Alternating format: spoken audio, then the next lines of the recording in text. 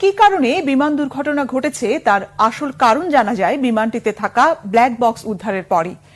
আর তাই বিশ্বের যে কোনো জায়গায় যে কোনো বিমান হোক সেটা যুদ্ধ বিমান কিংবা যাত্রীবাহী বিমান দুর্ঘটনার পরই শুরু হয় ব্ল্যাক বক্স উদ্ধারের কাজ। বিশেষজ্ঞ তো বটেই, সচেতন সাধারণ মানুষের আলাপচারিতায় ঘুরে ফিরে উঠে আসে ব্ল্যাক বক্স প্রসঙ্গ। কারণ একমাত্র ব্ল্যাক বক্স থেকেই জানা যায় দুর্ঘটনার প্রকৃত কারণ কি। এই ব্ল্যাক বক্স দুর্ঘটনার রহস্য উদ্ঘাটনে কিভাবে কাজ করে, কেন বিমান দুর্ঘটনার পর সামর্থ্যের সবটুকু দিয়ে এটি উদ্ধারের কর্মযজ্ঞে ঝাঁপিয়ে পড়েন তদন্তকারীরা।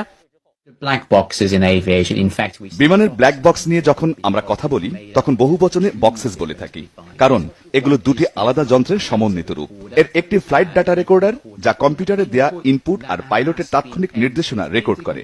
এতে রয়েছে বিমানের গতিপথ, আচরণ আর গতি বিষয়ক তথ্য। আর অন্যটি হচ্ছে ককপিটের ভয়েস রেকর্ডার, যা পাইলটের সাথে এয়ার ট্রাফিক কন্ট্রোলারের কথাবার্তা রেকর্ড করে।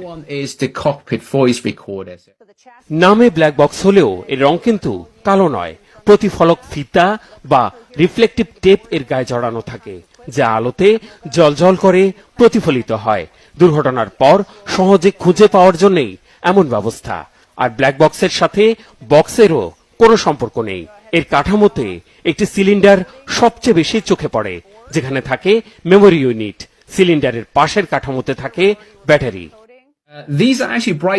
এত বছর ধরে এগুলোকে ব্ল্যাক বক্স বলা হচ্ছে কেন জানি না।